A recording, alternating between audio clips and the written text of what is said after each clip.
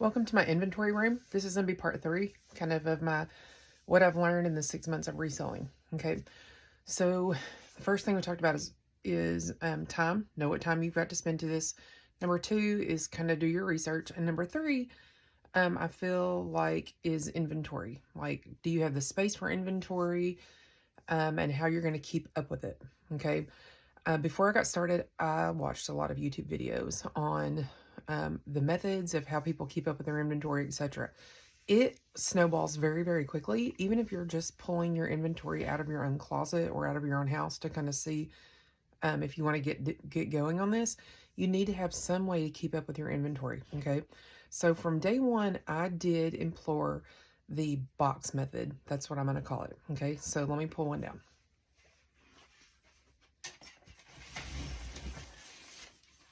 All right, so here is my box.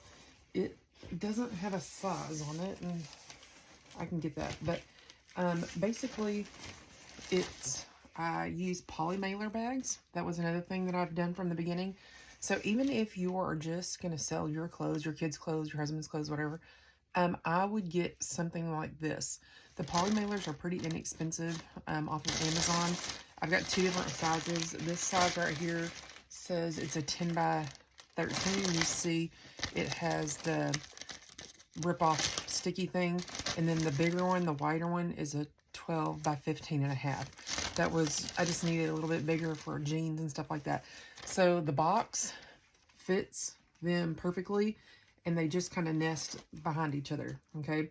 The other thing that you'll need, so this is your box, and it holds about 15 to 20, or let's see how many I got here. 1, 2, 3, 4, 5, 6, 7, 8, 9, 10, 11, 12, 13, 14.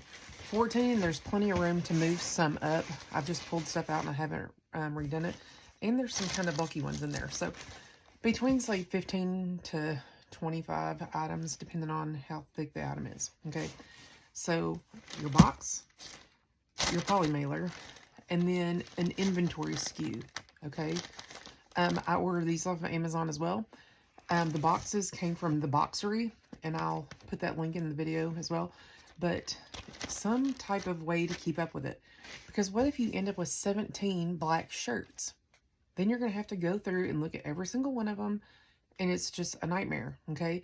Even so, if you don't want to have to buy the little stickers at first, buy like a white envelope.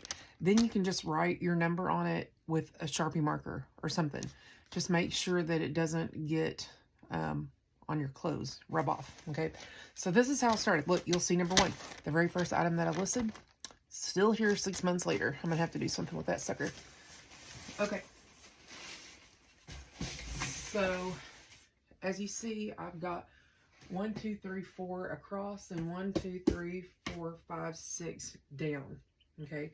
Those are that was kind of the phase 1 of my inventory and kind of how I did that. Now, one thing I do not love about the poly mailers with the rip-off, I'll show you.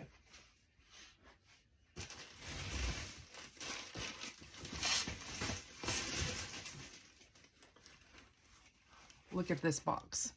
See how they're kind of stuck together? See how they're getting stuck together? I have since changed my sticky poly mailers to a Ziploc. Let me show you that.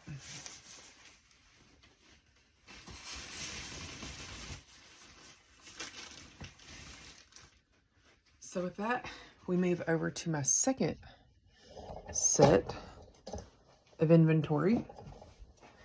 I'm going to put y'all down here. Okay.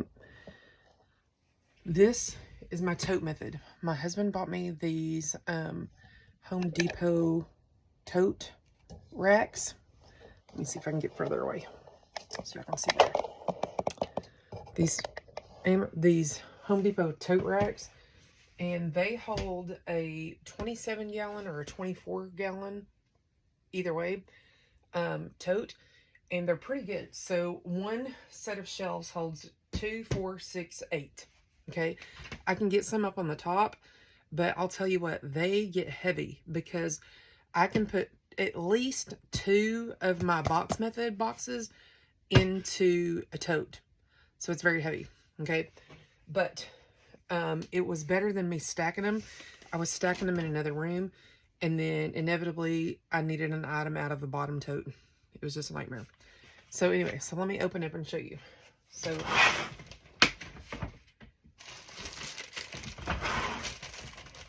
these are what I prefer now versus the poly mailer, okay?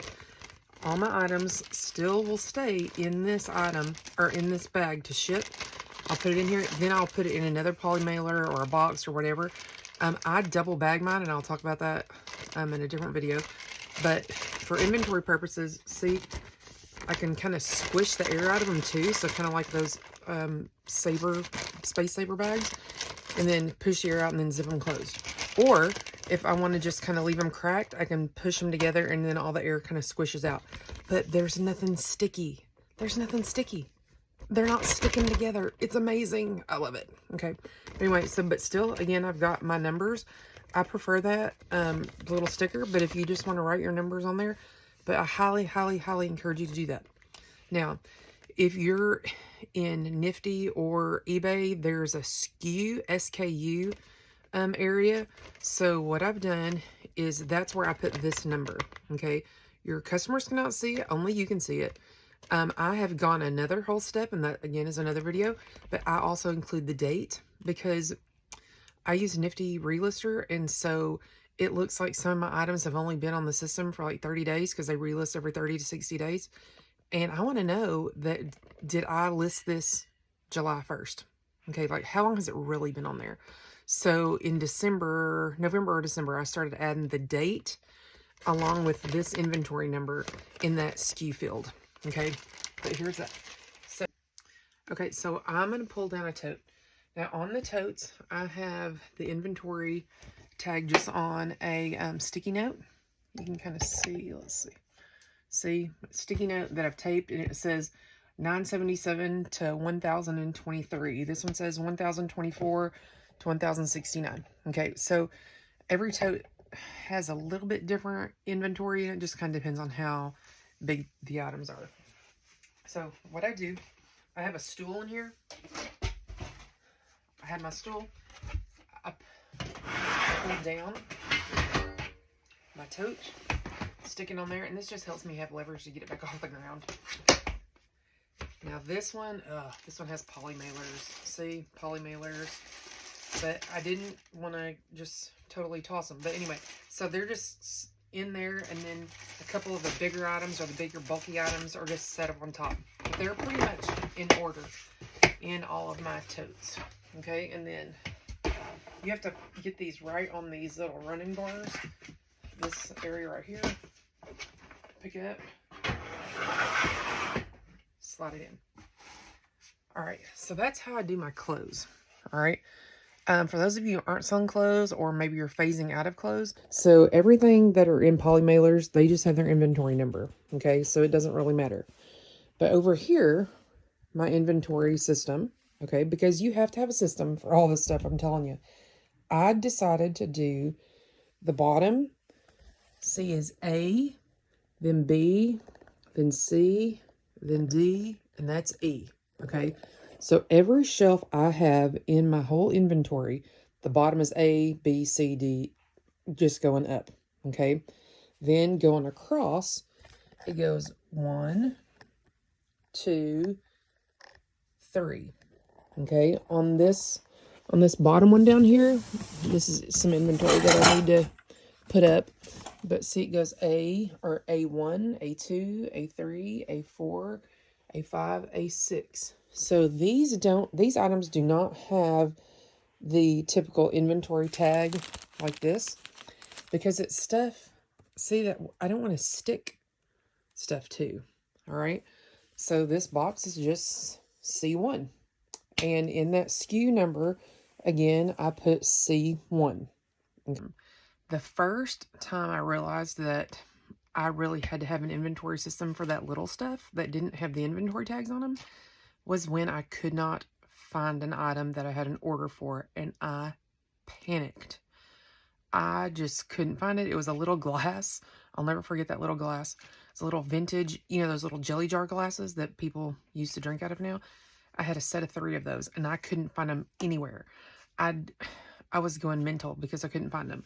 So that's when I decided real quick that all of those glasses and stuff needed to be inventoried as well. So like on my shelves, on the big wooden shelf over there, it's just shelf A, B, C, D, E, F, G. Okay. But since I went to A7 over here, that's shelf 8. Okay. So that's A8, B8, C8, D8, whatever. I would not put a sticker on. I wouldn't put an inventory tag on. I would just get you a box and label the box. And then whenever you've taken enough stuff out of that box, you can start adding back to that box, but just make sure that you put that inventory in your SKU. Now, so how that works for me, I list all my stuff in my dining room, okay? If you've watched the first video, you've seen the pictures. I do the listing in there. Then I bring that stuff in here, put it into my inventory, into my tote, into my boxes, however I do that. But that little stuff, okay? So if you saw my boxes over there were still boxes on the floor. Here, let's go look at them. Okay, so these items right here, I have currently listed, but I have not put them into my inventory in here yet. That means they do not have a SKU number in the SKU section of their listing, okay? So for right now, they're safe because they're in these 3 right here. But I need to make the room over there to get them in, and then I'll just go into Nifty and I'll edit the listing, and I'll say like this item, okay, is going to go in B8. I really hope this helps somebody figure out a quick inventory system. Your inventory doesn't have to take up a whole bedroom like mine does, but do it from day one. If you don't, you will be losing items, and you will spend so much time, remember that back to the time, you will spend so much time looking for or chasing down inventory whenever, if you have some type of inventory management system, even if it's just sticky notes or Sharpie marker on a Ziploc bag, it will be so much quicker for you to find your items when you sell them. Happy days.